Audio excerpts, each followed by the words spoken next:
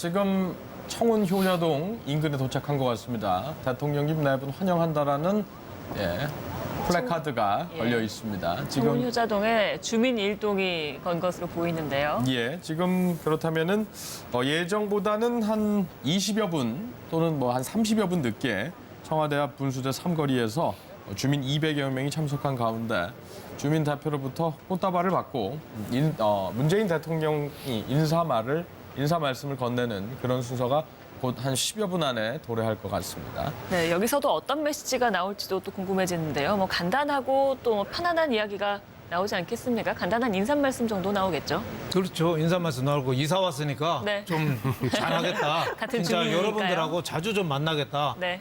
그동안에 뭐 촛불 집회나 뭐 이런 것 때문에 저 주민들이 고생을 많이 했거든요. 삼성동 주민 못지않게 저 고생 많이 했어요. 예. 거의 뭐 주말에 가게 문 다 닫을 정도로 고생을 많이 했는데 예. 그런 분들에 대한 위로하고 앞으로는 이런 일 없이 광화문 가면 이쪽은 또 괜찮을 거 아닙니까? 그런 점에서 자주 뭐 어울리고 같이 네. 좀 격이 없는 대통령의 벽을 좀 낮추겠다 이런 얘기를 좀 더 소탈하게 네. 겸손하게 겸허하게 하시지 않겠느냐 이렇게 생각이 듭니다. 예.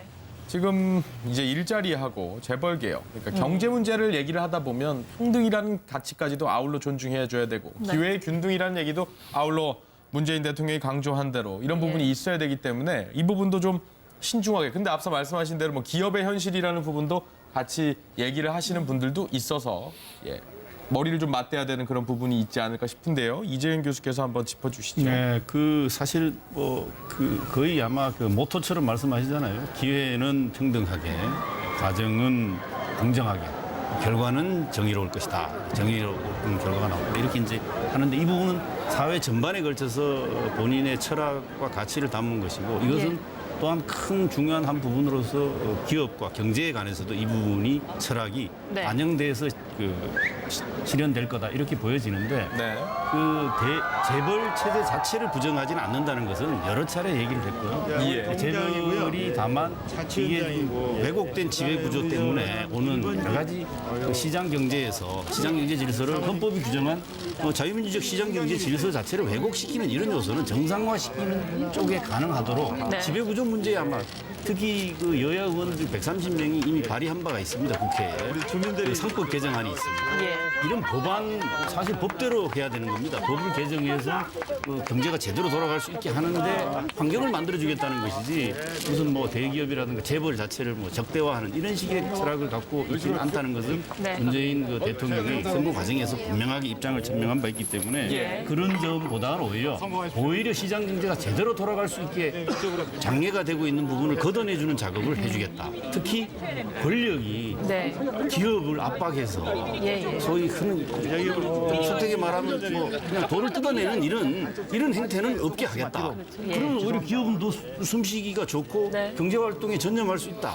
다만 그 대신 기업도 책임져야 될 부분은 분명하게 책임을 져야 된다. 이것을 묻겠다. 이런 얘기를 했고 마침 김영란법이 자리 잡아 나가는 과정이 있기 때문에 이런 것들이 같이 맞물리면 정경유착이 끊어지면 정치도 투명해질 거고 기업도 기업하기 좋아질 것이고 아마 부패 지수가 확 낮아져.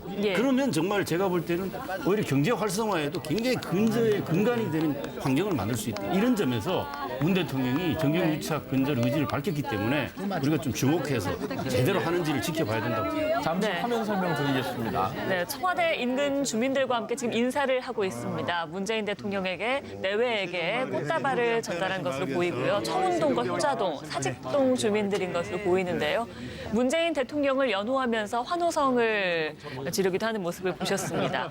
지금 문재인 대통령 옆에는 김정숙 여사가 함께 인사를 하고 있는 모습을 보이는데요. 이것도 좀 얘기를 해보죠. 김정숙 씨 같은 경우에는 심지어는 문재인의 호남 특보 아니냐 뭐 이런 얘기가 나올 정도로 대외 활동에 좀 적극적인 모습을 보였는데 퍼스트 레이디로서도 대외 활동이 좀 적극적이지 않겠느냐 이런 예상이 나오는 것 같습니다. 사실 그동안 청와대 퍼스트레이디가 없었었죠. 그런데 이제 다시 나타나시게 돼서 매우 반갑고 저분이 문재인 대통령하고 원래 7년간 캠퍼스 커플로 사귀다가 결혼하신 그런 전력도 있고 또 이번에 호남 그 득표에 있어서 1박 2일로 매주 찾아가서 이렇게 그 지역 주민들하고 인사 나누면서 정말로 원하는 것이 무엇인가에 대해서 제대로 된 그런 조언이나 충원 같은 것들을 많이 해주셨다라고 얘기를 들었거든요. 예. 그래서 그런 것들이 또 워낙 또 성격이 적극적이시고 또 상당히 밝으시고 그러시기 때문에 친화력이 매우 좋다라고 지금 얘기가 되어 있어서 네. 제가 봤을 때는 그러한 것들을 10분 활용해서 퍼스트 레이디로서 정말로 훌륭하게 좀 자리매김하시지 않을까 이렇게 좀 기대를 해봅니다. 네.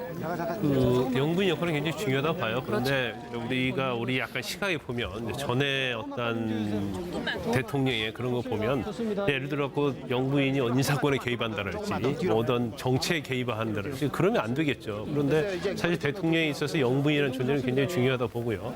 또 이번에 대선을 통해서 김정수 여사가 어떻게 보면 이번 뭐 특히 호남에서 표를 얻는데도 굉장히 영향을 발휘했다 저는 그렇게 평가를 하고 싶습니다. 예. 그런데 영부인의 역할 자체에 있어서는 사실은 이제 국정에 어떤 관여하는 형태가 되면 결국 뭐 국정농단처럼 비춰질 가능성이 크고 또 그래서는 안 된다고 보고요. 근데 제일 중요한 부분은 일단 첫 번째 이제 대통령을 내조하는 그런 역할이 제일 중요하고 두 번째는 좀 이런 생각을 좀 해봐요. 대통령이 어떻게 보면 직무가 너무나 많고 시간을 쫓기 때문에 대통령이 할 수 없는 특히 어떤 소외된 어떤 이웃, 소외된 국민, 그다음에 어떤 봉사활동 그런 게 좀 앞장서서 대통령을 대신해 줬으면 좋겠고 또 그러면 사실 그렇게 하다 보면 소통에 있어서도 굉장히 많은 걸 전달할 수 있는 그런 역할을 할 수 있거든요. 그래서 대통령이 올바른 방향으로 갈 수 있도록 올바른 길을 갈 수 있도록 어떤 측근에 휘둘리는 정치가 아니고 어떤 솔직하게 대통령을 위한 그런 직언을 할 수 있는 그런 영부인의 역할이 가장 이상적이라고 봅니다. 글쎄요, 뭐 이 부분에 대해서는 다른 의견이 또 있으실 것 같아서 여쭤보는데 왜냐하면 이제 뭐 한국이랑 뭐 미국을 동일시할 수는 없으나 미셸 오바마 같은 사례도 있고 정치의 영역을 그러니까 영부인이 활동할 수 있는 정치의 영역을 어디까지 볼 것이냐 예. 이런 부분에 대해서 지금 국민들의 어떤 여론은 또 약간 바뀌고 있는 약간이라는 부산 빼겠습니다. 그러니까 바뀌고 있는 부분도 존재한다라고 보기 때문에 김강삼 변호사의 의견을 표명하는 것이 아니라 다른 의견이 있으시면 같이 뭐 또 말씀해 굳이 주시죠. 다르다기보단 조금 보면은 이런 거를 우리가 생각해 볼 수 있습니다. 사실은 영부인은 청와대 내에 야당의 역할을 한다라고 이렇게 통상 우리 국민들은 좀 그런 인상을 갖고 있지 않습니까? 예전에 그 유경수 여사의 역할을 우리가 많이 염두에 두어서 봐서 그런 건데 또 이 보면은 실제로 이번에 김정수 여사 같은 경우에는 후보의 사실 그 부인이면서 캠페인 과정에서 참모 역할을 했습니다. 상당히 그 소탈한 성격이라 경로당 같은 데 가서 노래도 부르고 예. 나이 드신 분들의 박수도 받고 스스럼없이 어울리고 그리고 뭐 김장당 그런 데도 가서 선수 직접 참여도 하고 예. 그리고 특히 아마 광주라든가 호남에 아마 무척 공을 들이고 애정을 많이 쏟아서 사실은 호남 특보라는 말이 빈말이 아니라 실제로 그 누구보다도 큰 아마 역할을 했죠. 호남의 마음을 다시 얻는 네. 과정에서.